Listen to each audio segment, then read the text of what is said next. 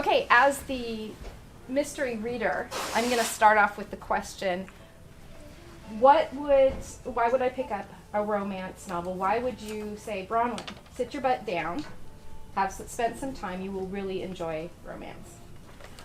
Well, I'll start. This is my favorite quote about the romance genre, and it's from Catherine Roach, who's a professor of gender and cultural studies in New College at the University of Alabama. And she writes, "Romance stories are the only cultural tales that always end with good women getting what they want. Not dead or damaged or left behind, but winning every time with all their needs met." Okay, I could get behind that. How does that sound? That I can. And it's absolutely true. If you look at a lot of things in the outside culture, the one that always comes to mind is City of Angels, that old movie, where the guy gives up being an angel so he can be with the woman he loves, and then she's killed. Yeah. And it goes back to the old television shows, the old television shows where you had Captain Kirk, who I know is a favorite of yours. They always had to kill off the woman at the end because he had to remain a romantic presence for the women who were watching, because I was in love with Captain Kirk. So it came out that way, the same thing. Somebody on Bonanza fell in love. They had to kill off the woman or marry her to someone else. Right. And it had gone on in this culture. And consequently, the happy ending is always put down, which angers me tremendously. I want a happy ending. Off my soapbox. I find that fascinating. Or happy for now. Or happy for now. Yeah. That particular quote mentioned women specifically, but I think in today's culture, it's important to recognize that not everybody who reads romance identifies as a woman or is a woman, right? So there's a lot of romance out there that just is for people, right? And it's Damon Suede is one of the authors that's popular in the romance community for his personality. He's amazing. He has good books too. But he said romance is a literature of hope. Yeah. And I think that's really what it's about for me. Yeah. I think I always need hope. I always need hope. Maybe some of that, yes. I think what I like about it too is it shows people working through struggle together and coming out the other side. So that life and love is hard. We have to work at it. It doesn't just happen overnight. And that HEA is something that's very usually hard earned. HEA is happily ever after. Oh, sorry. Yeah, it's to be a romance, you have to have an HEA. But I think that's what I like is that they're gonna work through the struggle together. They put the time in to do it. Okay. HFN is the other one. Happy for now. Happy for now. Yeah. Oh, I have. It's not as solid, but it's still And that is kind of a newer concept for that's the 21st relatively century. new. Yeah. So, did you want to say? Oh, no, go ahead. Oh, I forgot what I was going. Oh, okay. Well, are there stereotypes of the genre? Oh yeah. Or that make you cringe, or that you definitely. Yeah. And then the second part of that question: are there expectations from readers that you could do without, like the happily ever after? It sounds like you're all on board with that. Is there something? It has to be like something to do with the formula or the expectations that. I really don't like when people call romance mommy porn. Mommy porn. Because that's not what it is. It's not about the sex. There's sex in it, but we all have sex in life. That happens, right? That's how we're all here. We all got here because of sex. So, and that's not generally what romance is all about. It's about the relationships and about working together. And I have gotten a lot of compliments.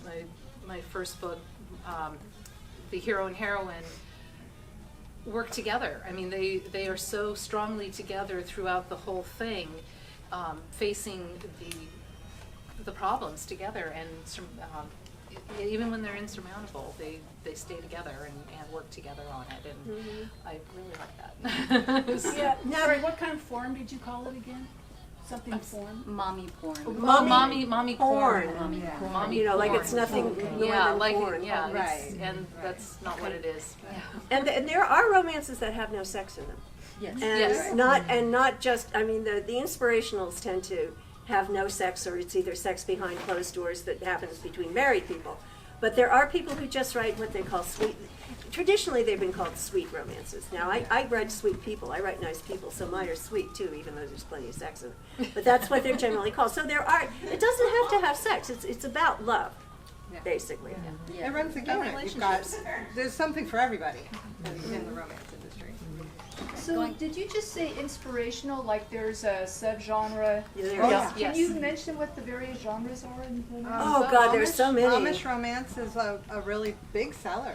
It's Right very now. popular. And that's Amish What is community. Amish romance? Yeah, the romantic suspense. Romantic suspense is another big one. We got Amish. Amish. So butter churning? yeah, I have not personally It's read all them, about but disconnects from technology. Amish is about simple living, getting back to basics. But one of the concerns I have about tropes or settings like that is that a lot of people fetishize them. So it's one thing if you're reading it because you were truly interested in that setting. It's another thing if you read it because you want to. It's hard to explain, right? But like, why are you reading it? Why do you want to read it? This is it sort of goes into also in the gay romance world. There's a lot of what is the trope that drives me crazy? It's the trauma of coming out. All readers who are new to gay romance tend to want books that are coming out angst, like the gay bashings and the parents who don't accept and the struggle to be yourself, and that's really frustrating to me. I think at this point we don't need to be perpetuating that story. Yeah, it's still a valid story, but think about other stories that you could still have with the same characters. Would you say it's like low-hanging fruit to go there, or just I think it's easy. It's an easy emotional pull. Okay. Right? So it's an easy way to create emotion in a story that a reader can identify with. Because as a reader, you can say, oh, yeah, if my family disowned me, if I was beat up for the people that I love, you can totally identify with that. So from that perspective, it totally has value. But I think we focus a lot on it, and people don't realize there's so much more in the gay romance or queer romance selection of romance. I mean, there's just so much more out there. yeah.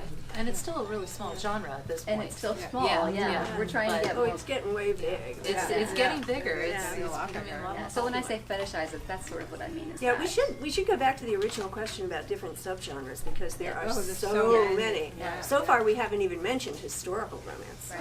And there's different historicals, right? There's Regency era, Yeah. and there's Scottish Highlands. Scottish.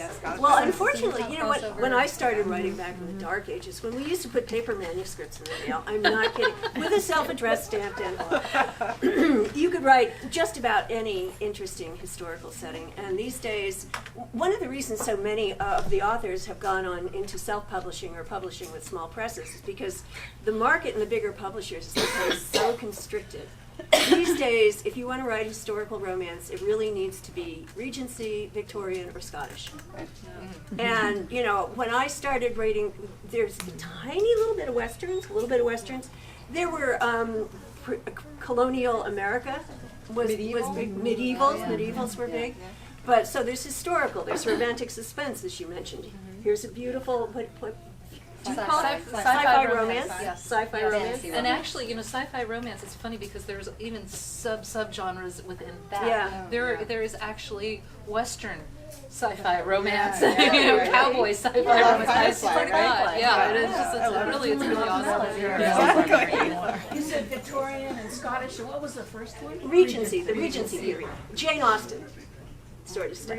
Simple in one too, so you could have the time travel, the. Time travel, Yes, of travel course. is, yeah. Genre All in mashups one, are very yeah, popular. mashup, Yes, I'm actually writing a sci-fi Paranormal, travel, small is town. another one. Yeah, Urban fantasy. paranormal, you have time travel. Of course, They and have you have your vampires, your werewolves, urban fantasy is There another are one. even shapeshifter aliens now. Why It's not? all kind of bleeding in together, and it's really it's fascinating watching it. Yeah. And contemporary. And And the contemporary, of course. Contemporary is Which definitely is the biggest piece of the biggest one pie. right now. That's it. Has the But biggest market share. and I bet you could find mystery romances. Oh yeah. And I'll bet Thriller. You Thriller can. and- So there's cozies too. Small town. Yeah. Oh yeah, small Oh, town romance. yes, we have a spinner of the cozies. With the best titles, they're amazing. Yeah. So with all of these subgenres, and it's no longer boy meets girl, girl gets boy, whatever. It's expanding into all kinds of realms. What do you have to be a romance? Yeah. And typically there's conflict. Yeah, usually. It's usually a rough road. And one of the beautiful things about the happy ending is that you can torture your people because the reader knows that they're going to be happy in the end. I mean, you can just do the worst things to them. But if you don't have that happy ending, the book is going to get thrown against the wall, and no one will ever buy another book. Right, like Romeo and Juliet is not a romance. You know, it was not. Because it doesn't. It's tragic. You know, it's Yeah, wonderful. they die. You don't. Yeah. There's no happy ending there. And also, if they had lived together for years and then died, You know, Then and it it's would be a stopped romance. 50 years the later. happy, Yeah. then it's a romance. But because it The ends Taming when of they the die. Shrew is a romance. Yeah. Yeah. Okay, I And can see that. didn't romance be Gothics were very, very popular, and those were considered romances also. Jane Eyre is a romance. The Gothic romances. Well, that's after the Renaissance. Oh, way yeah, after. yeah, Yeah. for sure. But the that's Renaissance, another there big. was the Provençal movement, the romantic lover, and that was one of the main influences. That's France, Provence. Yeah. And in Italy was also a period of high romance. But the Provence, the adoration of the female and by the lover was mainly from Provence, from the early Provençal movement, and Eleanor of Aquitaine and her court, before she married King Henry. Was that during the Renaissance? No, that was. Yeah, that was the French and English Renaissance. Early French. So that would French and English Renaissance. yeah, during sort of at the same time the Italian Renaissance was happening. Just about parallel. Oh. A little bit later. A The little bit later. Italians were influenced the French. I studied medieval history and literature, so that. But I also have been reading romance since I was a teenager, and I'm 81 now, so. So that was sort of Long coincide period with of the, time. with the, But, the chivalry, The chivalry, Yeah. chivalry, and that was English response, but the main English response was first in the ballads and in the epic stories told by the troubadours from Provence. Thank The you. Provençal Wow. period. You know, I have read on this subject, but not recently. No, friends. So, with an idea of where it came from originally, and what I have thought it is, what my friend has told me it is. We've had conversations with Gail. Who's told me where it is. Where's it going? It's moving in a direction, definitely expanding. Yeah, as it's a you know, consistent just the word. whole the whole expansion of subgenres and subgenres within subgenres. You know, and I think I hope. I mean, it's such a huge part of the market annually. Yeah. You know, I can't remember what the numbers are now. I don't Well, it's over $1 billion industry, and It's it's like 50-something yeah, percent it's of the all largest sales books. every Yeah. year. Yeah. I think it's more than that, actually. I think it's Yeah. closer Yeah. to 60. It's been I that haven't way looked for years, for Yeah. over 25 years. Oh, for It's sure. the largest selling portion of the fiction market Right. is romance and its subgenres. isn't it even larger of the ebook market specifically? I don't know those huge. statistics. We have a question in the back here. What's the difference between romance and women's fiction? Women's fiction doesn't necessarily end with happily. right, So with the That's couple the main together. right. So, but But well, there's I mean, I like think that's the mainstream main- fiction yeah. with romantic elements. exactly. Uh, Now, what would be an example? Oh, so that's a good question because I don't really read mainstream. So we- women's fiction. You know, We had a so- couple of authors here about a month ago who one has rewritten, done another version of Wuthering Heights with just what would her choice have been if she had lived, and then another, and the other author was Robin Carr? no, it was a different. Anyway, her story was a rewriting sort of The Graduate, and in both situations, it wasn't necessarily happy, and it was a choice between, and there was conflict, and it was just they explained that it was the story was about the women's lives and decisions, and romance was a thread Right. But Yeah. It wasn't the key the story didn't for it. support the romance. The romance was part of this story.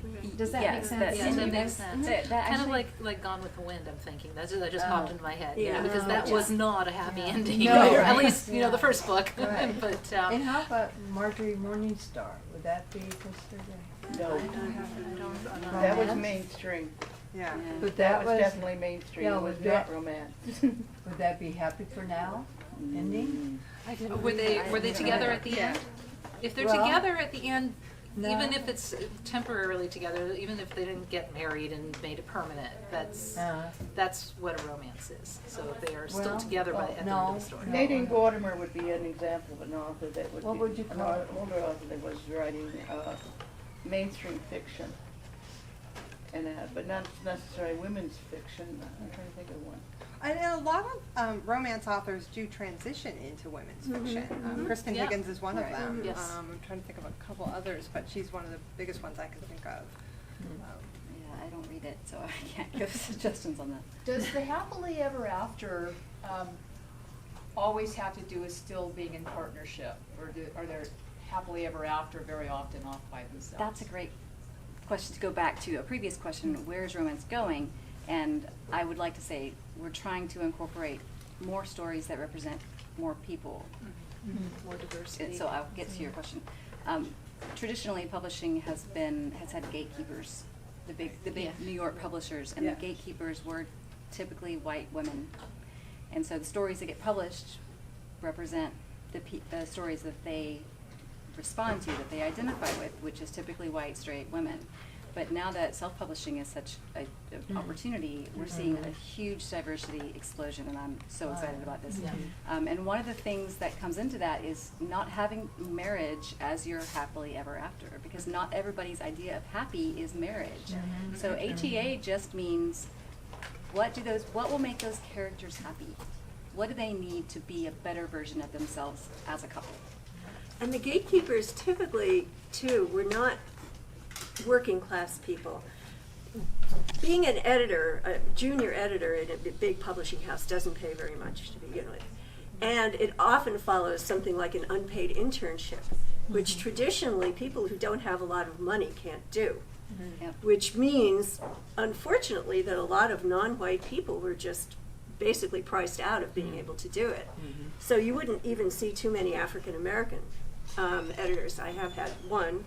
And the publishing industry, at least some of the houses, Avon now, is actively trying to recruit people, so their internships are at least are paid. And mind you, these houses are in Manhattan. So it's not like you can live in Iowa and do this, you know, where the prices are more reasonable. So, so that is changing. And when I was recently at the Romance Writers of America National Conference in New York, and at least one of the houses specifically had pitch appointments where you went and met an editor and pitched your book specifically to people of color. So, and there are now scholarships to go to the national conference that are for more diverse people. It's a huge issue in RWA, and a lot of the energy this year in RWA was put to address it, because it's a national organization, and a lot of the members are from parts of the country where diversity is not seen as a good thing. And there's a lot of education going on, and there's some resistance, and it's an issue we're dealing with right now. And our president for next year is someone from around here, from our chapter, and she is determined that things are going to get better. Carolyn. Yeah. So, Go ahead. No, go ahead. Would you say computer technology is causing the waxing of romance? Quite the opposite. yeah, quite the No, opposite. it's just an explosion of self-publishing now Yeah, that would be right. impossible Yeah. without it, which I mean, Amazon but started. people actually getting together, you know, physically. Well, you know, the thing is that we used to all be pretty isolated unless you lived in an area like this where there are a lot of authors. There wasn't any way we could talk to each other, and now we talk to each other constantly. I mean, I have dear, dear friends I've never met. And one lives in Canada, and we can get on, and one of the things is, they gave you a $2,000 advance. They told me they don't give anybody a $2,000 advance. You only get a $1,500. So we started talking to each other, so they couldn't pull the same tricks on us as they used to. So no, it's been, you know, I currently have an editor who lives in the west coast of Canada. I had an editor who lived in Singapore. So you can do things over the internet now that were impossible like 30 years ago. And it's wonderful. It's changed everything for us. But as far as publishing goes. Did you mean from a reader perspective? Like readers meeting up? Well, then and people actually getting out there and connecting with each other. So funny story, I used to live in Austin, Texas, and I went to, I had just moved there and I was lonely, and my husband's like, I want you to go see this movie with me, it's about vampires, and I was like, I'm not going to go see a movie about vampires. And he said, okay, fine, I'll go see it with a friend of ours. So he went to see it. Turns out it was Twilight. And, and I regretted not going because shortly after I was like, well, what is this movie about vampires? So I read the books in ebook form. And I just flew through all of them that were out at the time. And so I said, okay, I have to find people in this area that like Twilight, because I'm now obsessed with it, right? And so the people that I found, it was a meetup.com group, and the people I found became some of my best friends to this day. This was, I don't know, it was when New Moon had just come out as a movie. Oh, wow. So that's the time frame. And we go to each other's weddings. I still see them. I go to Texas occasionally to see them. I mean, they were my best friends, and that all came out of me going to a meetup group for Twilight. And then when I moved here, I left all my friends behind. So I'm like, okay, I need to find friends. So Ty, my poor husband, who takes so much abuse with as far as romance stuff, he goes with me to the midnight premiere for 50 Shades. And I'm standing in line talking, and the girl in front of me is talking about books she's read, and I'm like, oh, I kind of like those books too. And it turns out she and I like the same things, and we, to this day, are best friends, and we started a book club, and we met more friends in this area that also liked what we like. So I think there are definitely opportunities for readers to meet, even with ebooks. I mean, these were all ebooks that I read. And I mean, I went to a signing when the author of the 50 Shades trilogy was in San Francisco, and the crowd of people there, it was so cool to be around people that were just like me, that liked what I like, and talked the way I talked, right? So like, I think it's I think the connections are just being made differently than they used to be. You know, it's with internet, social media, and things like that.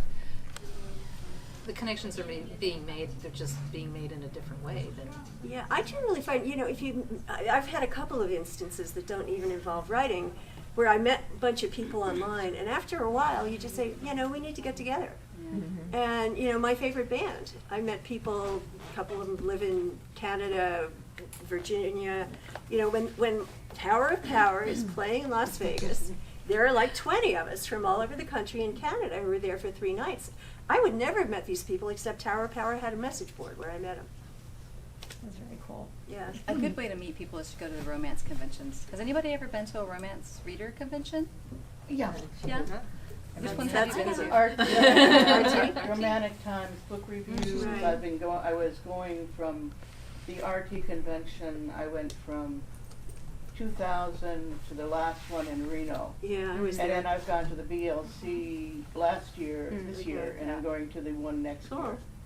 There's smaller ones too. If you're crowd leery and don't want to be in thousands of people, there are smaller ones around that you can find. Less well, on the West I Coast. subscribe to the magazine, and when I was my staff, I worked for the public library, Queens Library, for over 30 years, 39 years, and I was a branch librarian, and I was also reviewing romance books, mystery books, and science fiction, and that.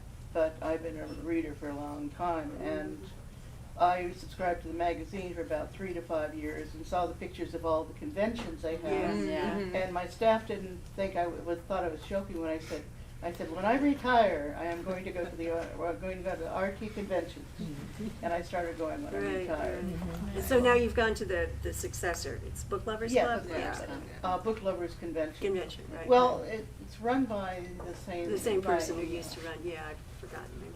Well, I'll be at the Shameless Book Club convention, but that lady lives in Orlando, so she always has it in Orlando, so it's a little far from here. That sounds like one I'd want to go to. Shameless? It's fun. It's really fun. There's actually, it's hosted by a book blog, right? It's a Shameless Book Club is the name of the blog.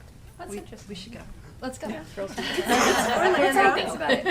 There's another one in Florida called Coastal Magic, and that's in Daytona. Okay. And that one is my favorite small reader con because there's some big names that go. Janine Frost is going this year. is anybody else like totally off their rocker? Like, oh my God, I have to go.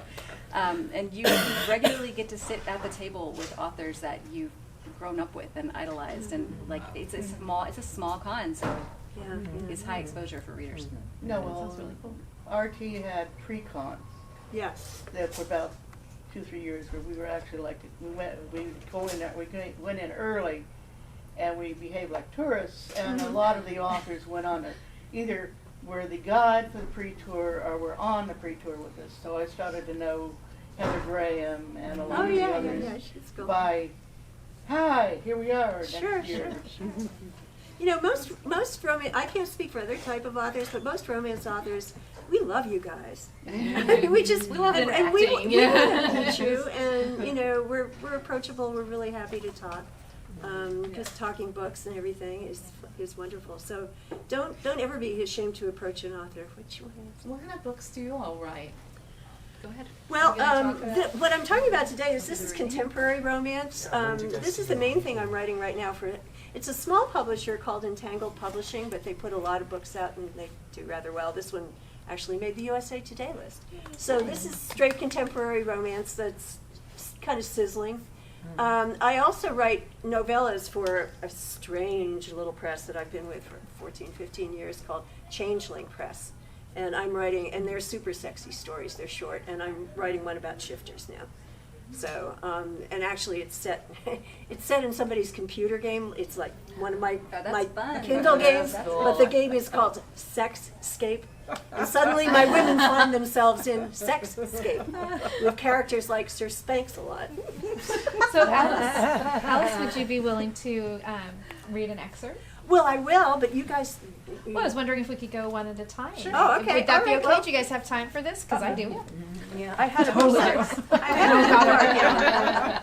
had a bookmark. Oh, dear. Oh, no. Chapter 7. Okay, we're close. You don't even know. Okay, like I said, this is just your standard contemporary romance.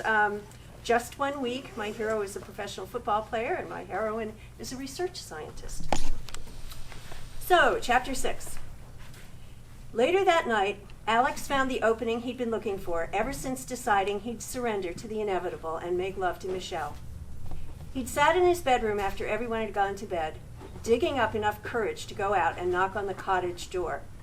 Instead, he watched as she emerged into the moonlight and walked slowly toward the pasture. An invitation? She couldn't be sure he hadn't gone to sleep. On the other hand, she would know that she'd be visible from his window. She could have simply taken a chance he'd realize she was out there. Well, she'd won. He stuck his feet into his slippers and put on his robe. Before he left the room, he grabbed the condoms and put them in his pocket. He'd need at least one tonight. Then he left his room and went downstairs as quietly as he could manage. No sound came to indicate he'd awakened anyone. The house was silent, except for the hum of the refrigerator as he let himself out the back door. A little mental geography told him the direction to go in, and before long, he spotted Michelle where she stood with her face lifted toward the moon. She wore something of a filmy white material that glowed in the soft light. A breeze ruffled the material around her legs. With her graceful limbs and her hair falling down her back, she resembled a character from mythology, a creature you could only find in the moonlight and could never truly call your own, someone who'd evaporate like mist in the heat of the day and only return in your dreams. Poetic and probably silly, but real in his heart. He stepped on something that made a snapping sound, most likely a twig. She turned and spotted him, and a smile tugged at her lips. "Following me?" she said. "Did you come out here to invite me to join you?" She shrugged. "I thought you'd gone to bed." Yeah, sure. Everything about her smile said she'd planned this encounter to invite him into her web. But then he'd come of his own will, needing nothing more than an opportunity. He'd make love to Michelle Dennis tonight. As surely as the moon spilled silver light over both of them, they'd be joined before the morning came.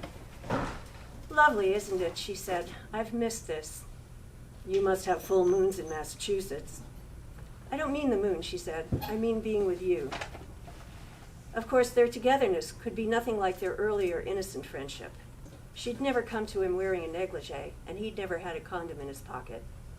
She shivered a bit, and he got up close behind her. When he opened his robe and wrapped it around her, she fit against him like pieces in a puzzle. When he bent to place the side of his face against her, the perfume of her hair surrounded him. He almost groaned out of pure pleasure. "What am I going to do with you, Dr. Dennis?" She gave him a wicked laugh. "I can think of 3 or 4 things off the top of my head." "Evil woman, you have no idea." She turned in his arms, and now her softness pressed against him everywhere. He wouldn't be able to hold her this way for long before he became completely aroused. The stirrings had begun when he'd first spotted her out here, and the reality about what he was going to do registered. She became even bolder, lifting her face to nuzzle the tip of her nose against his jaw. She followed that with a kiss to the underside of his chin. "You know what's going to happen if you keep doing that, don't you?" he said. "I do. And you're giving me permission?" "Complete and total." "We'd better go inside," he said. "I don't want to give anyone a show." "Come on." She eased out of his embrace and took his hand as they walked back to the cottage, the place where he'd hurt her so badly years before. He'd make up for that now. He'd give her the sort of experience she'd been searching for with the wrong guy. This affair might not last for more than a few days, but he'd be the right lover for her after all this time.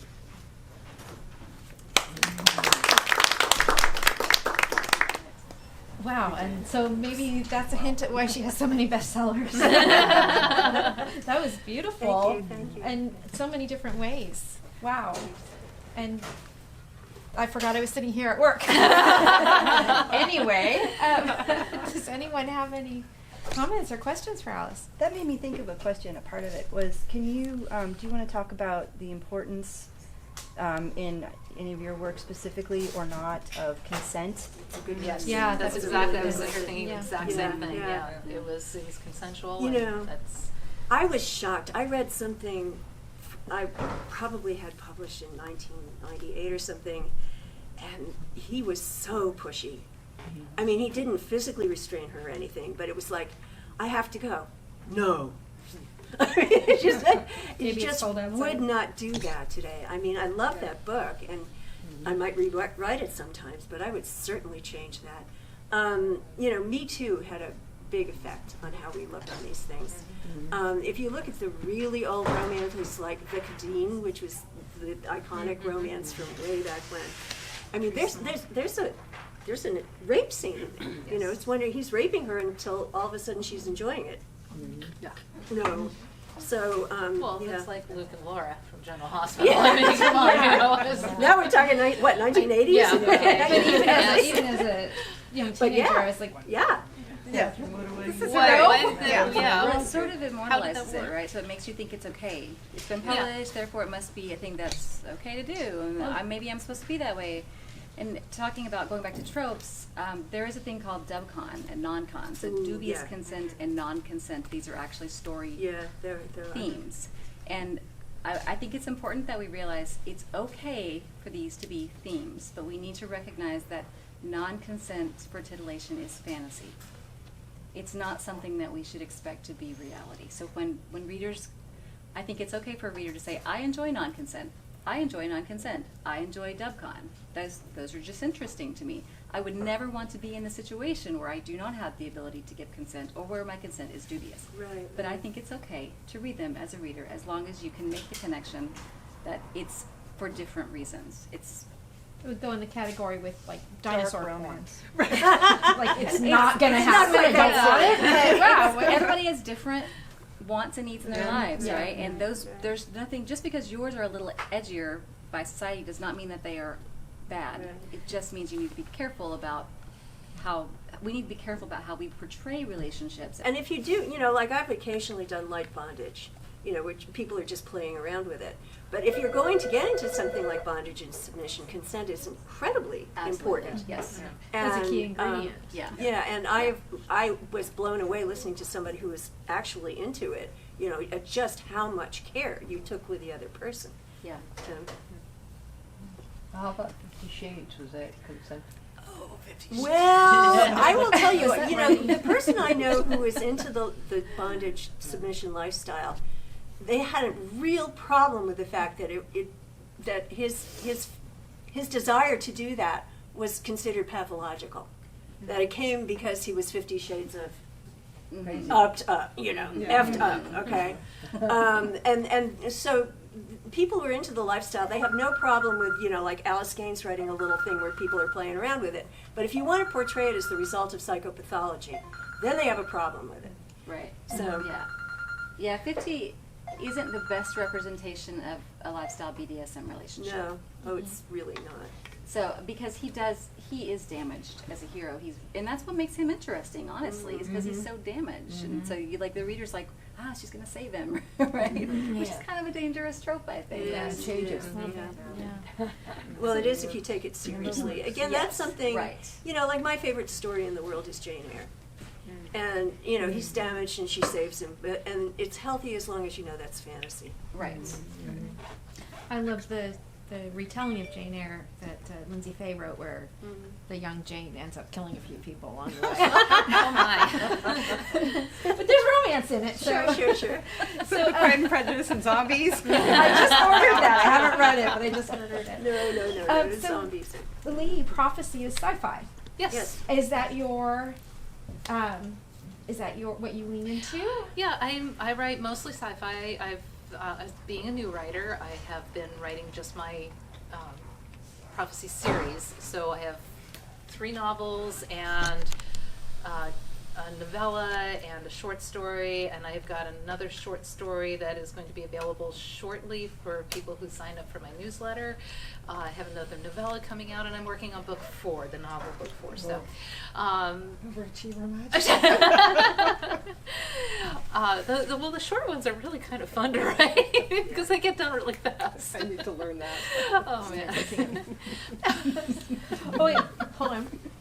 What'd you just say, Sue? Oh, she says She's teasing me. Tess writes very long stories. Yes. Oh, She I like does. fantasy. I edit for these 2. Yeah. And so I get to see all of their stuff before it gets published. And Okay. so Tess said, I need to learn how to write short. I said, yes. I was just joking. I know a because they're few long people stories like that. that. I don't know anyone in this room right now. Well, that's actually an interesting bit about romance, which does tend to skew a little shorter, but then those of us who get into fantasy and urban fantasy, that can skew longer. Well, there's world building. Yes. So Yes, at there's a least- lot of And world plot, building. There's more plot plot lines. too. Yeah. Right. Over arch through. And that's the plot is, there's romance in the plot, basically, in my books, and they all get their happily ever afters, of course. Actually, one of the short stories is going to be a happily for now, and I'm eventually going to write their HEA in another short story. So, but I mostly write sci-fi romance. I do have one paranormal vampire romance that was written for a Kindle World, Sue S.E. Smith's Kindle World, which was, hold on, I'm drawing, Magic New Mexico. And then Kindle World's closed. And so we all got our rights back, and then Susan Smith said, we're going to go ahead and I'm going to do a special website, and you guys, she did contracts with us and everything. So I didn't have to give up that book because it was very specifically set in this town called Magic New Mexico, and rewriting that would have just been next to impossible, so anyway, so thankfully that's still out there as well, and eventually I'm going to get a print copy going, but I've kind of been focused more on the sci-fi romance. So can we And hear so- us? Yeah, Let me hold up your book while you talk. Okay. And these are all, we have copies at the cash registers if you're interested, and we have some authors here to sign them too. Yes. Remember the raffle tickets. So in my prophecy series, the friendly aliens are from a matriarchal society. That's the right there, which is really cool, but can cause some issues with when an Earth woman gets involved with a Materan man.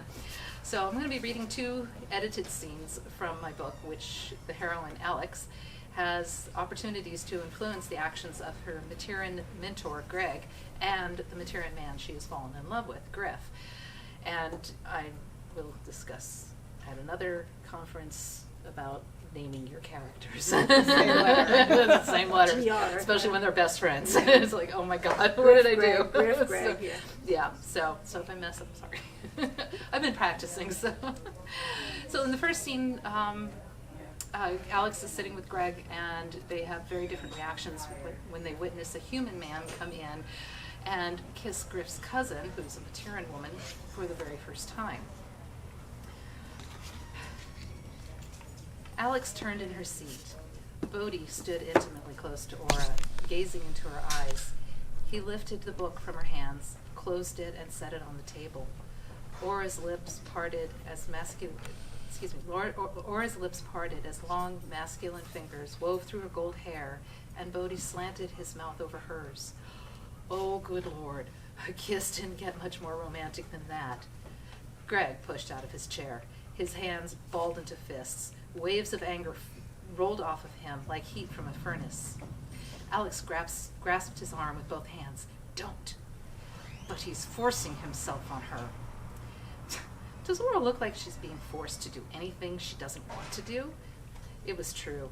Aura's face had transformed from wide-eyed surprise to close-eyed contentment. Every possible inch of her lean body molded against Bodhi's, and she clutched the back of his shirt in her fists. Then she growled. There was no mistaking the sound as anything other than a woman completely turned on. Greg's jaw tightened. Is this what Terrian females like? Their men dominating them? Terrian females like it when males find them so desirable they'll take risks to be with them.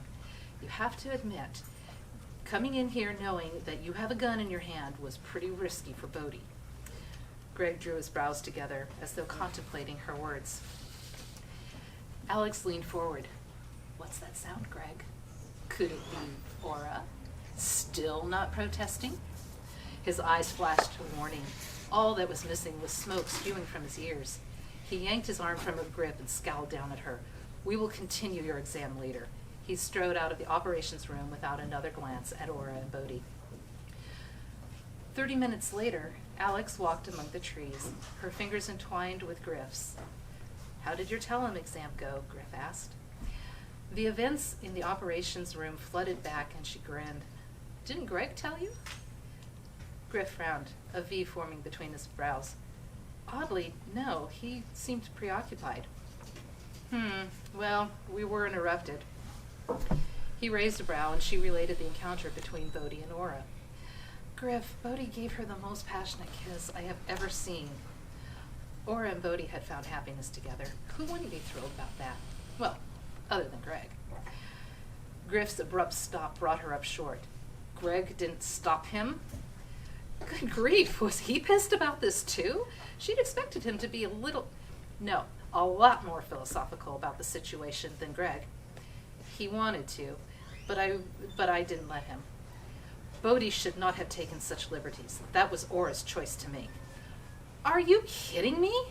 Aura's been on the fence about Bodhi for weeks. That was Aura's decision as well. Did he have to be so blessed difficult about this? Griff released her hand and gazed back in the direction of the caves. Alex crossed her arms in front of her. What are you going to do, Griff? Go back and give him pointers? Look, Bodhi gave her the incentive to make her choice, and there's nothing wrong with that. He showed her that it's safe to move forward. Aura's a big girl, you know? She could have stopped him at any point. Trust me when I tell you that your cousin did not want to stop. Narrowed sapphire eyes studied her. In their jeweled depths, his own desires warred with the customs with which he had been raised. And just like that, this wasn't about Aura and Bodhi anymore. What incentive would Griff need to make the first move, to commit to a true partnership as equals in all aspects of their relationship? She returned his narrow glare and took a step away from him. Would he answer her unspoken dare? Griff's stance went from indecisive to predator in a blink, and her heart fluttered like an autumn leaf floating on the breeze. He stalked toward her. Oh my God, he's going to do it.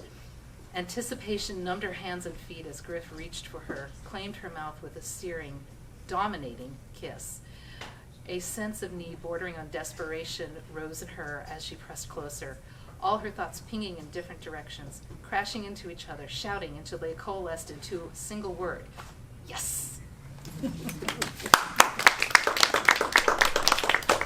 What an interesting way to handle dominance and consent and permission and the pleasure of being taken and the pleasure of taking and the doubt and all of that. How interesting. Thank you.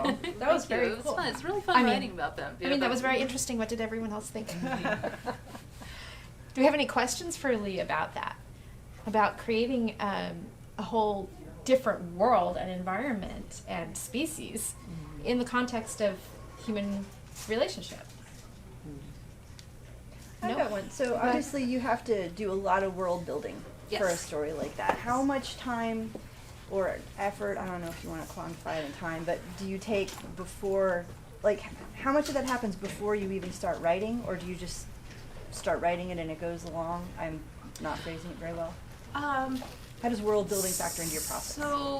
So with prophecy, actually, prophecy came to me when I was still in high school. I was sitting in class. I don't remember what class, but all of a sudden this thought dropped in my head. What if aliens attacked in the middle of the school day? Which, you know, I mean, that's really cool, right? You know, it's like, oh, get out of school, right? It's like- and so I did start kind of writing, of course, at a very mature, you know, teenage stage of my life. You know, I just started writing about this girl who was in high school, and these aliens attacked, and you know, and so I kind of already had a basis when I actually went back to it 30 years later, because you know, it just kind of, she actually started annoying me. You know, the heroine, she was just way too chipper, just way too chipper. So she had to mature. I had to mature. When prophecy did come back to me, it was I think my youngest two, who actually are turning 18 today, they were probably about 8 or 9 or something like that, I think. I'm just trying to remember. They were still pretty young. They're still shorter than me. And and when they were born, that was child number 4 and 5.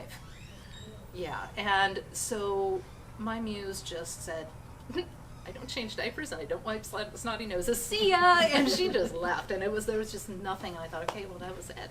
I'm not going to write anymore. And so when they got older, I was in bed with 102 fever one day, and this dream, this one scene from what would be prophecy from my original story, kept playing over and over and over in these, you know, fevered dreams. So I finally had to go down and type it up. It's like, okay, obviously my muse is back now. I've typed it up, leave me alone, I gotta get better. Next day, same thing, different scene. The world building kind of came with it. You know, as the more I started writing, the more it was like, oh, I could do this with it, and I could do that with it.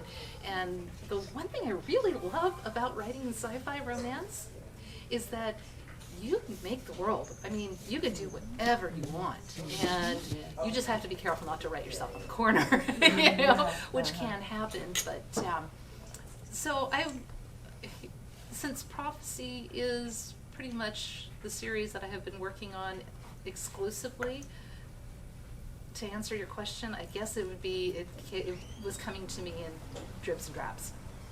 Now, I think now, if I was to redo or to start a new series, I would be much more coherent about, okay, what about this alien is different?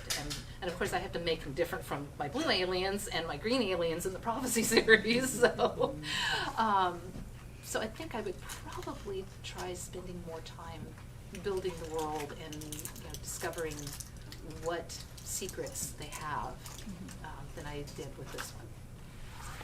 Speaking about process, this question is for all of you. I have heard tell of this phenomenon and may have experienced it myself, where you are just gung-ho into a story, into a book, and you are creating and you can't write fast enough, and then you get to this point where you're just like, I can't make this scene work. I don't know how to get into it. I don't know how to get out of it. I don't know if it's familiar to anyone else in this room. Yeah.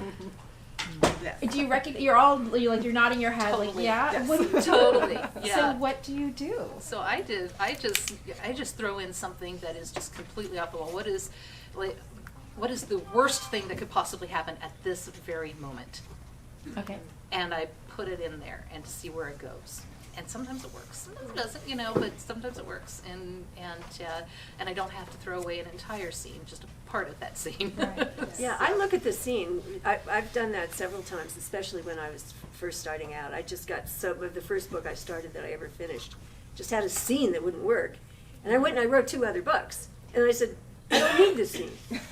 Threw it out. And then I went ahead So and it was the finished book. process of finishing something else that was a bigger Well, project? I that think I helped? just got better as a writer too. Okay. So when I was able to look at it, I said, but I don't need that scene. So And your brain works behind the scenes.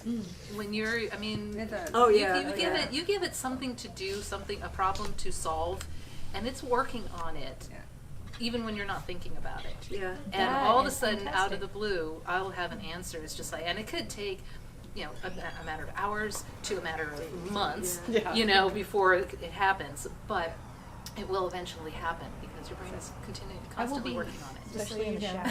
Yeah, especially It's always in the bathtub or the shower, right? Yeah, Just so in the you know, shower, I yes. will be quoting you for years. Get ready. I will be quoting Lea Kirk, and I will be asking you. Right? Didn't she say that? I got them out of the hot springs. What do you want? I love that your brain is solving the problem, Yes. and Absolutely. you get to a point where you can actually trust yourself to do that. Maybe that provides a little freedom. And you all seem pretty philosophical about it. Like I went and I wrote other books, or I did other things. I Yeah, trusted that it would happens. happen. You trust your muse that it's going to come through, and a lot of times I'll find, maybe my motivations for the characters weren't quite right, or and so I might have to go all the way back to the drawing board for that scene, or like she said, I didn't need the scene, or it needed to be something different. Because if I'm stuck, that means it's just not flowing, and it does usually come from character motivation or the plot point. So not would you working. say it's a normal part of the process and a healthy part of the process? I think Well, so. And pain it's in the something butt. It is. A pain in the butt. I mean, in the It's butt. something an editor will look at too. Like that's actually what I right, do. right. That's part of my job. Yes. So She does it talk more very about well. that. Yes. so when I and the whole bathtub thing, your brain working in the background, same for me. If I'm trying to figure out what is wrong with the story, it doesn't feel right. Like I edit a lot of my gut. So because I've been reading romance since I was probably too young to be reading romance. So I have a really good feel of what a good story is. And if it moves me emotionally, it's got promise. Because I've seen so much, right? It takes a lot to really get me engaged. And so what I have like a series of structural tips that I have for myself. Okay. And my favorite kind of story, and I think one of the healthiest kind of stories, And what happens with the left arm when the right arm is doing this? And it's a very cool notion that you have to get up and actually do it. Yeah. When I pick up my cat, what does he do? There might be a cat in my stories. So bring me to Ruin. Yes. What genre is that other than romance? What subgenre? and what It would is- be considered urban fantasy, but Okay. it's got, it's set actually in a Sonoma County small town that I've invented. So it's got a little bit of small town romance, but set in this kind of futuristic, post-apocalyptic environment. The so- small town romance requires. I stories- guess I call it that because urban fantasy tends to be set in an urban environment. Oh, and this okay. is very specifically, out in the hills of Sonoma County. But it still has a lot of the other elements of an urban fantasy. It's grittier, it's darker, it's edgier. Grittier and darker. Okay. And yet there's still a happy ending. There's still happy ending, despite the title. It actually has a very hopeful happy ending. And it's a really pretty cover. Yes, it is. It is. And interestingly, you'll find that Tess's scene also involves a choreographed fight. It does. Oh, fantastic. Yes, Yeah. hopefully it actually, I didn't actually act out the Boy, I combat hope not. scene, so hopefully it all works. Oh, we're disappointed. Sorry. So before we ask you to read, notice that a few more people have joined us, and I want you to know we have gifts. If you raise your hand, we have a little gift bag for you, and then today we have a raffle that if you purchase a romance book, you get a raffle ticket, and if you purchase a romance book and some other things, you get a raffle ticket for every item on your receipt. And then the raffle is this basket with books. There is chocolate. So the raffle basket has disappeared. We don't know. There's a little bit of alcohol, so 21 and older, please. And so who needs a bag? 1, 2, 3, 4. Okay. All right. And then when I sit down, because I don't want to distract people, we can listen to Tess reading from Bring Me to Ruin, yeah? Yes. All right. Okay. Who else? Amazing. There you go. I wrote 2 books as Alice Chambers, historical romances. Yeah, because my first book from Leisure, they told me didn't sell well. But they wanted more books from me, but they couldn't have that old Alice Gaines You who can had win this for your really mom. bad book. So they would publish I know something to have else to as double Alice check, Chambers. but she got it. And then in the front of the book they said other books by this author, and there was the one by Alice Gaines. So after those 2 books, I just went back to being Alice Gaines. Okay. Wow. Okay. Anytime you're ready. I'm going to be reading an abridged scene from Bring Me to Ruin, the first book in my urban fantasy series, The Haunted Hollow. In it, our heroine, Thea Maloney, accepts a risky time travel mission to the 22nd century to stop an apocalypse in progress. Standing in her way is the General, leader of the last human army on Earth. The General doesn't trust his intense attraction to Thea and is convinced she belongs to the race of his mortal enemies, the Fae. He'll do anything, even crash a combat training session for newbies to get his hand on a hair sample for DNA testing. Well done, the General said as he approached the group of new recruits. The others backed away out of respect when he turned to Thea. You've got warrior spirit. Thea cocked an eyebrow at him. Did you think I'd cave so easily? I just didn't expect such enthusiasm. Your technique may need some refining, but it's clear you've got a working knowledge of fist fighting. How'd you learn? She shrugged. My best friend taught me. He got into a lot of fights. Kids stopped messing with him after he put a couple kids in the hospital. Sounds like my kind of fighter. So let's see if we can improve some of your moves. Are you ready? What? Thea's eyes grew enormous, pupils dilating with a heady mix of anticipation and bravado. You want to train me personally? Should I take this as a sign of your continued mistrust, or are you actually warming to the idea of my presence? How about a little bit of both? Are you ready? He stepped into his fighting stance. His big hands knotted into fists. I'm going to come at you hard. Give me everything you've got, no holds barred. She grinned. Are you sure about this? Show me what you've got, rookie. Any time, old man. She raised her fist. He charged. Thea sidestepped him, then kicked a foot out to trip him. He knocked it out from under her instead. She tumbled backwards and landed with a hard thud and a loud oof, but she didn't give up for a second. Rolling away, she clambered to her feet and gave him a cocky grin. He dove for her. She tried to skip out of reach, but he plowed into her, catching her around the waist. She went down kicking. They hit the mat with a thwack. He grappled his way on top of her. Suddenly, bloodlust morphed into something far more dangerous. God, she was hotter than hell in her skin-tight suit, all soft curves and toned muscles. Images of her doing this with him naked flooded his mind. Arousal flooded the rest of him. Her cheeks flushed, her eyes flashed, and her claws went for his face. He grabbed her hands and used his entire weight to pinion her beneath him. He wrapped his legs around her to keep them still, then clamped her hands to the mat. This had to end fast before he lost control. Give up! Hell no! She reached a hand free and grabbed his crotch, squeezing hard. Whoa! He jerked and swiftly rolled off of her. She leapt to her feet with cat-like grace. He lay on the mat, breathing heavily, staring up at her grinning face. He should be embarrassed, but he was too damn turned on for that. Looks like I won that round, she said with a twitch of her lips. In no position to argue, he allowed his gaze to travel over every gorgeous curve of her form, while the sensors in his mechanical eye picked up her accelerated pulse. That flush in her face wasn't just from the exertion of their battle. Intoxicated by the spicy sweet scent of her sweat and the heady pleasure of her body wrestling with his own, he'd completely lost track of where they were. The other trainees in Thea's class, as well as a few instructors, had stopped their training to watch the battle between the two of them. Eric, his second in command, cleared his throat as he approached them. I don't think I've ever seen someone best you, sir. Then again, she did score in the top 1 percentile of the skills assessment test. We could use her just about anywhere. Or Miss Maloney appears to have all kinds of hidden talents. The general got to his feet and adjusted his junk, his pants just a little too snug for comfort. He was going to have bruises from their encounter, and that excited him way more than it should. She caught his gaze. So, General, she said with a coy smile, where do you want to use me? God, in his bed, up against a wall, anywhere and everywhere. He choked on the words and forced himself to turn away. Voice gruff, he said, I'm sure Eric will find a suitable position for you. Nice sparring with you. Next time, I won't hold back. Without another glance, he walked away. It was either that or make a complete fool of himself. But the bruises to his body and his ego had been worth it. He smiled. In his fist, he held a few strands of her hair.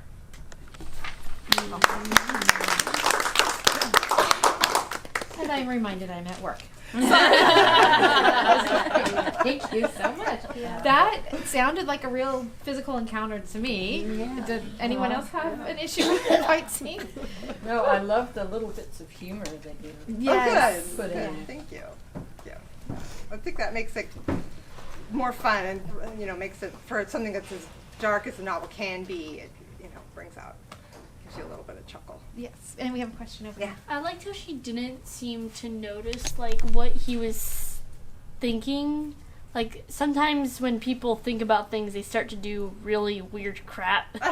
And she's just fine. She's not thinking about any of that, so that shows that she can be whoever she wants to be. Yeah, she just wanted to win that contest. And, Yeah, and she did. Yeah, which is why I wanted to pick that scene, because I like the idea of them in combat. He is physically bigger, but she still manages to get one over on him. Yeah, and she won't give up. She's her own person. Exactly. She will not give up. And not distracted like he is. Is that what you're saying a little bit? Yeah. Yes. He does tend to get distracted in the story, and she's very spot on with what her mission is. That's fantastic. When you wrote that, did you visualize fighting, or did you watch fighting, or? I did visualize it a lot. I talked with some friends of mine who, I had one friend who's in the military police, so I had him kind of coach me on some ideas and things like that. I've talked to my husband also, who's very interested in action and that sort of thing. So, Sue actually hasn't written a book, but you brought a favorite. And so before we get to your favorite, can I ask who you love to read? Who each of you love to read? I always feel like I should write this down before I come, because I can never remember. I know. Okay, then a style that really. But I will say that the thing that got me, like really first got me in romance, was more urban fantasy actually, and it's Janine Frost. I mentioned her earlier. She has a vampire series that I was just obsessed with forever. Night Huntress is the name of it. And the heroine is kick butt, and her guy is kick butt too, but he's also respectful of her. It's such a cool world. And Nalini Singh also does great urban fantasy. The Guild Hunter series, like, oh my god, this book coming out, I'm gonna have to reserve an entire week just to read this book. But she also writes paranormal romance, and so by reading an author that writes both paranormal and urban fantasy, you can actually get an idea of the differences between the two. They're a little similar, so people get confused about what's urban fantasy versus what's paranormal romance. So, but my first love was Johanna Lindsey. Way back, historical. Any particular ones? Because she wrote different stuff. James Mallory. James Mallory was my first book boyfriend. I think it's Gentle Rogue. Is that the name of the book? I think it's Gentle Rogue. Wow, that even sounds familiar to me. I may have picked up something on vacation somewhere. What about you, Tess? I read across the romance genre, so I like a little bit of everything.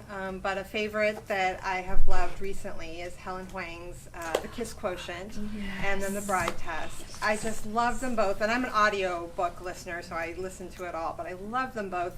In both of them, the first one, the heroine has Asperger's, and the hero of the second book has autism. And I learned so much about those two. And you don't always think that would necessarily make for romance, but it's fantastic. And you also end up learning quite a bit about both of those conditions. And then on top of it, the characters are Vietnamese, so I got a bit of the Vietnamese culture too, which I was really intrigued in. We were talking about inclusivity, and that's what I like, and I like seeing it so prominent. For fantasy, one that I really loved is, oh God, I can remember the title, but it's by L. Penelope, and it is called Song of Blood and Stone. And that is African fantasy, which is also just fantastic. I'm seeing more and more books come out that are in that genre. So it's drawing from African roots for a fantasy world as opposed to a European or medieval, kind of background. So those two are ones I've just loved in the last year or so. Working in a bookstore, I've seen a lot of diversity coming up through YA. Yes. It seems to be, I don't know if it's... Well, what I wanted to mention is Tony Ayeme's Children of Blood and Stone. Also, it's not really a romance, it's a romance thread, but also wonderful African fantasy. Oh, thank you. Oh my God. I'm sitting here. Talk longer, because I'm trying to think of I can go over for days about the books I love. Okay, so I guess when I started reading romance, I was way too young, and I was reading Beatrice Small. And that was one of the books that you mentioned. Yes, that was one of the first books I read. And then Outlander, love Outlander series. And I'm just trying. So what have I read recently? Oh, God. And all my friends are saying, you know, they're going to watch the video and they're going to say, come on, say me. And I'm like, oh, I can't even think of your names right now. I love sci-fi romance. And so I read mostly that. My second favorite is paranormal. And sci-fi, definitely Kara Bristol. I mentioned Susan Grant. Susan Grant, thank you. Oh my God. Susan Grant was actually really big for me. I didn't even know her when I was writing Prophecy, and I had just given up. Because I was reading what was out there, and there were a lot of sci-fi romances with threesomes. And that seemed to be what was out there. And I was like, oh my God, I don't write this, you know, and I'm never going to sell this. I should just throw it away, just forget it, you know, I'm done. And that was the day when the Space King arrived. And, the Star King, and because I'd ordered that, and I read it, and it was like, oh my God, this is what I write. And that motivated me to finish Prophecy. And when I actually did meet Susan, for me, it was just a thrill. And I fangirled on her, and she laughed, and then we were done, and we have been very good friends ever since. So yeah, definitely Susan Grant, Kara Bristol, Cynthia Sachs. Kara and Cynthia write a lot of cyborgs, which cyborgs are really popular right now.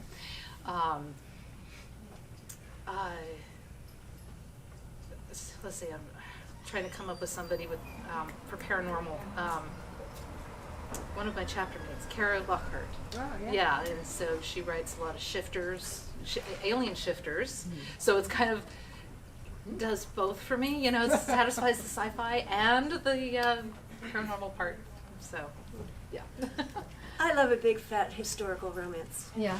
Just Laura Kinsale's Flowers from the Storm. I would kill to be. There's a scene in there where the hero describes the heroine to the heroine's blind father, which is incredible. The father has not seen his daughter since she was small, and so he asks the hero to describe her. And he goes through, and I have tried to recreate that scene so many darn times, and I usually come up with something good, but nothing close to it. And he goes through this almost seductive description and finishes, and then the blind father says, yes, she has her mother's look. Now, the mother being dead, has died. It's incredible. Laura Kinsale, you know, when she's not on, she just writes stuff that's good. When she's on, man, and she talk about damaged heroes. That particular hero, shortly into the book, has a brain problem. He either takes a bullet or he has a massive stroke. And when he wakes up, he can't speak. So here you try writing a hero who can't speak. And through the book, he regains language. It's not perfect toward the end. So, you know, she had another one with an inner ear problem that gave him incredible dizziness, which made him look like he was drunk. And big fat historical. And I have written some historicals too. My agent tells me that the market is too small. That's why I'm writing contemporaries. But my real love is historical. Don't tell anyone I said We're going everywhere. Oh gosh. And so Sue, as an editor and someone who has loved romance for longer than you probably should have, what are your favorites? Well, vampires I just like in general. Anything with vampires, I'm probably going to be interested, especially if they like to be vampires. So this is interesting. When you were talking about your vampire story, he actually doesn't want to be a vampire. It's like a reverse vampire story. It was a reverse, Yeah. And so I kind of like the dark and gritty, like the vampires who enjoy the bloodletting and they really get into the urban, the aspects. I like the whole Karen Moaning has like that series as well. Karen Marie Moaning has some great stuff. It got a little weird in parts with the young character. But I just like I like a lot of different things. Joey Hill writes fantastic BDSM. She does a lot of research into that, so it's fairly I don't know if realistic is probably not the word, but it's safe to read and feel like you're getting a glimpse into what the world could be. But I read so many that it's hard to just say. Like, I read almost everything. Before you read, I had wanted to ask earlier about sensitivity readers. I'm starting to hear about them being more common. Do you all have experience with them? Do you use them in your publishing house or personal alpha and beta readers? Yeah, for publishing, I edit for Dreamspinner Press, and one of my responsibilities is to find stories that we can publish in the 2 category romance lines. And I'm actively searching for diversity. That means things I don't understand. So I can't judge whether or not something is authentic. And so we have about 40 to 50 people behind the scenes in the publishing company. It's more than you might think for a small publisher. Right. And in that mix are people who generally cover most of the bases, and if we can't cover the bases with the people in-house for doing a sensitivity read, which is basically where somebody will read it and point out things that are culturally wrong or that feel wrong in some way based on that aspect of the character or their background. And if we don't have someone in-house that is the right sensitivity context, we will actually pay readers to read the books and tell us, people who we respect their opinions and they're experienced in beta reading. So yes, absolutely. Yeah. So what did you bring for us? Oh, okay. So I brought a book called Fake Dating the Prince. This is by Ashlyn Kane. This was well reviewed by Publishers Weekly and several other literary journals, and it is just delightful. I love the characters so much. I said earlier I acquired category romance. Does anybody know what category romance actually is? Of course you do. Did anybody get those old Harlequin subscription boxes? Yeah? And like, you're basically going to get a similar feeling of a story every time. That's category romance. Basically, whatever that line is, you can have the same expectation of the story from that. This is from the Dream Spun Desires category romance line. It's contemporary gay male romance. They all have a light, happy, happily ever after. Okay, so this one. What's that? And they're shorter. And they're shorter. Well, they're specific word count ranges. These are like middling, 50 to 60K. So the setup here is His Royal Highness Prince Antoine Philippe, call me Flip, needs a date for his family's charity ball. When the cute flight attendant he's been admiring sits down next to him on the final leg of the flight home, Flip jumps on the opportunity, and Braden takes him up on the extended vacation to pose as his fake boyfriend. As the scene starts, Flip and Braden have just been comparing the merits of Canadian versus European-style tequila shots, and they are about to open the dancing. Next to them, a woman cleared her throat. Your Highness, if I may. Oh, Jesus. They'd been overheard, and Braden was already making Flip look bad. They both glanced over to see the conductor, who was smiling indulgently at them. We have rehearsed a Viennese waltz if that will suit. Braden looked at Flip, who lifted his shoulders, though it didn't matter. The Viennese waltz was twice the speed of the English style and could be fairly tricky, particularly with a new partner. But Braden smiled like a shark. I'm in. Then he realized, I suppose I'd better let you lead. Flip's warm brown eyes were steady when he met Braden's, and he put his hands on Braden's body as though they had a right to be there. A proper hold high on Braden's back. Braden's right hand in Flip's left. Braden settled his hand on Flip's shoulder, conscious to keep his grip light. This close, he expected Flip to smell like some kind of heady, intoxicating, expensive cologne, but when he inhaled, Braden only smelled a mild, pleasant-scented soap. Flip mouthed, ready. Born ready, Braden answered. Flip smiled and the orchestra began. Braden forgot to be nervous and let Flip spin him around the dance floor. If this were a competition, they would have angled their faces away from each other, the better to put on a display for the audience. But they hadn't rehearsed, and Braden allowed himself the excuse that he needed to watch Flip for his cues. But he didn't. Braden felt every move Flip made as he made it, every breath, every step, every turn. The space between them never widened, never shortened. Flip moved and Braden followed him, half a centimeter away, in perfect time with the orchestra and the beating of his heart. That part, the physical steps, was as easy as any dance he'd ever done. Holding Flip's gaze while they did it, though, that was nerve-wracking. And yet, he couldn't tear his eyes away. Flip was smiling at him. And not because Braden said something outlandish or ridiculous or because people expected it, but a warm, content, simple smile. Like he was pleased to be here in this hall. with Braden. Like the mere fact of the two of them together made him happy. Braden strongly suspected he was going to panic about that later, but right now he only seemed capable of smiling back. Reverse? Flip asked as they neared the end of the floor. Obviously, Braden agreed. And they switched to a slightly more complicated step, one that had each of them crossing their feet every second rotation. Their positioning never faltered, and Braden found himself smiling wider. They were good at this, and he'd forgotten how much he enjoyed dancing with a talented partner. They breezed through another set of change steps, and then Flip suggested, Flico. That was not traditional for the Viennese. Maybe Flip watched too much Strictly Ballroom, but all right, show off, Braden teased, and Flip laughed as they spun in a quick circle.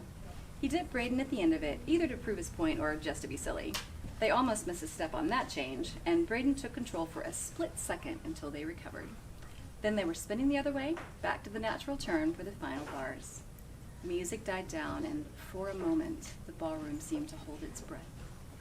Braden's chest heaved with exertion, not from the physical exercise, but from exhilaration. The last time he'd felt this alive, he was bungee jumping in Portugal. Flip's cheeks were flushed, and his expression was full of that same warmth that had suffused it throughout their dance. But he looked a little taken aback, too. Maybe Braden had surprised him. Belatedly, Braden realized the assembled crowd was applauding, and heat rushed to his face. The surprise slid from Flip's face, and he dropped his hand, spun Braden out to the side, and told him to take a bow. You owe me a tequila shot, Braden replied. Wow. That was Fake Dating the Prince by Ashlyn Kane. Ashlyn Kane. Oh, how lovely. That was adorable. That was really well written. And again, I'm at work. So I love the way each of these passages has transported me into somewhere different. Have you guys had a similar experience listening? Do you have any questions while we're here? These are people who wanted to write or were interested in romance and have made it a part of their lives and their world. Is there anyone here who wants to write romance? You should do it. Yes. Yes. Totally nice. Actually, I have one more little thing I wanted to read. I turned 41 recently, 2 weeks ago or something like that. Baby. And I was at what's that? Oh, thanks. It was actually at a friend's, Gail Carragher's book release, and it was at Borderlands, I believe. On the 6th. Yes, on the 6th. Mm-hmm. We had her on the 7th. Right. Yes. And I was just waiting for her. We were going to go for drinks. I'm just waiting for her, and I'm shopping around, and I found this book called Art Matters by Neil. Is it Gaiman or Gaiman? Gaiman. And I thought, let's check that out. And I started flipping through it, and every single page just called to me. And I thought, one of the biggest barriers to entry of doing something you love is imposter syndrome. Yes. It's the feeling that you are not good enough and you will never be good enough. And let me tell you, this never ever goes away. Does it go away? It does not go away.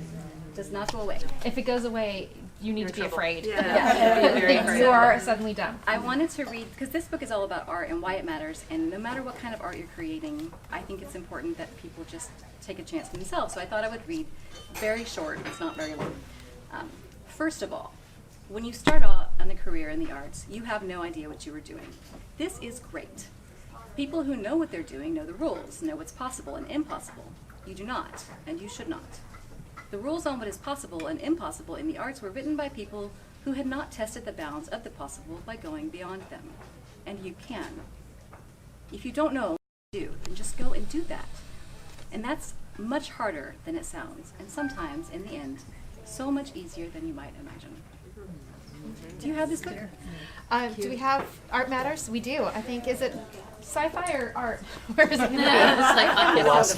It's. I think that applies more. Here's our game. That applies to everything. Yeah, for sure, right? Yeah. Really, yeah. It's like, oh dang, it's totally like every single page. But we can here is special order it. value. Yeah. You want me to special order? Now, there is a local chapter of Romance Writers of America, of which we are all members. That's how we know each other. And we meet in Berkeley on the second Saturday of the month in the morning. And you are very welcome to come. You can come as a guest. There's a limited amount of time that you can be a guest. You can only do that a couple of times, but come. And the thing to do, when I started writing, I never wrote. Most people have written since they were children. Not me, because I was lazy, and this was before personal computers. It was when I got a personal computer and I could revise things easily. Then I started to write, and you just do it. That's all there is. You just do it, and if you find, usually what you find is you have to do it, and you're stealing time from your husband and everything else, and you're in there and you're pounding on keys. So just do it, and don't think like, you have to have a master's in fine arts or something like that, or you have to. If you're a reader, and everybody here is a reader, you know it's good already. All you have to do is start putting words on the paper and keep doing that until you know they're good. So you're welcome, we can give you more information later on. You're welcome to come to a meeting. It's great fun. I'll give you our address. Do you know the ending when you start? I mean, do you know where you're going with the book? I think most of the time I do. Sometimes, and it's better for me if I know the ending. Yeah, and it's much easier for me to get to that ending than if I don't know where I'm going. Some do not, and they call themselves pantsers. Pantsers. Okay. Planters and pantsers. I'm a plantser. And there's planters inside. And then I've also heard the characters write the story. The characters can get ornery and decide, no, that's not where I'm going. I'm going over here. Okay. So there's got to be room for surprise. Thank you so much. We want to do the raffle drawing, but I don't know if anyone who has tickets. Who has their tickets? You have to have bought a book. Do we want to take a couple minutes so you can purchase a book and get your raffle tickets? And if anyone's interested in a romance podcast, I can give you a flyer. You can check out my podcast. Or you can hold them up. So